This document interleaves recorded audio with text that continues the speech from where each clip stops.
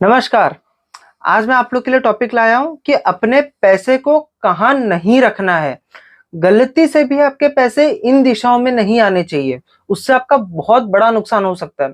भले ही आपकी इनकम ज्यादा हो रही हो, लेकिन अगर इन दिशाओं में आप पैसा रख लेते तो पैसा खराब होना चालू हो जाता है, वो पैसा आपके लाइफ से जाना चालू हो जाता है।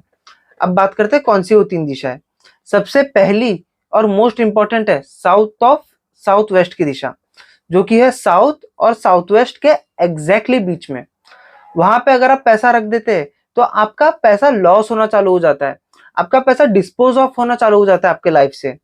नॉट ओनली पैसा, आप अगर बैंक डॉक्यूमेंट्स रख देते या पैसे से रिलेटेड कुछ भी रख देते, इन्वेस्टमेंट डॉक्यूमेंट्स रख देते, तो वो चीजें खराब होनी चालू हो जाती है। ठीक है। दूसरी दिशा है वेस्ट ऑफ नॉर्थ वेस्ट, जो कि वेस्ट और नॉर्थ वेस्ट के एग्जैक्टली बीच में आती है।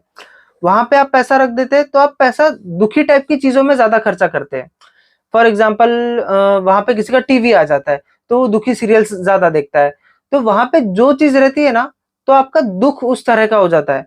आप पैसे के लिए आपका मन दुखी सा हो जाता है कि अरे पैसा वैसा तो कुछ नहीं रखा है, ये नहीं, मतलब पैसे के लिए जो माइंडसेट होना चाहिए ना, वो आपका बहुत सैड टाइप का हो जाता है कि यार पैसे से तो कुछ नहीं होता है, पैसे बेकार होते हैं, वैसा माइंडसेट हो जाता है। ठीक है। तीसरा दिशा है ईस्ट ऑफ साउथ ईस्ट, जो कि साउथ ईस्ट और ईस्ट के एग्जैक्टली बीच में है। वहां पे अगर आप पैसा रख देते हैं तो पैसा सिर्फ रोलिंग घूमता रहता है, आपके हाथ में नहीं आता है। पैसा आपको बार बार लिक्विडेशन करना पड़ता है। बट उससे क्या होता है कि आपका प्रॉफिट जो है वो बहुत कम हो जाता है, बट आपका सिर्फ रोलिंग चलता रहता है, सिर्फ चर्न होता रहता है। आप सिर्फ मेहनत ही करते रहते हो और आपको बेनिफिट कुछ नहीं मिलता है। तो इन तीन दिशाओं में पैसा बिल्कुल मत रखिए।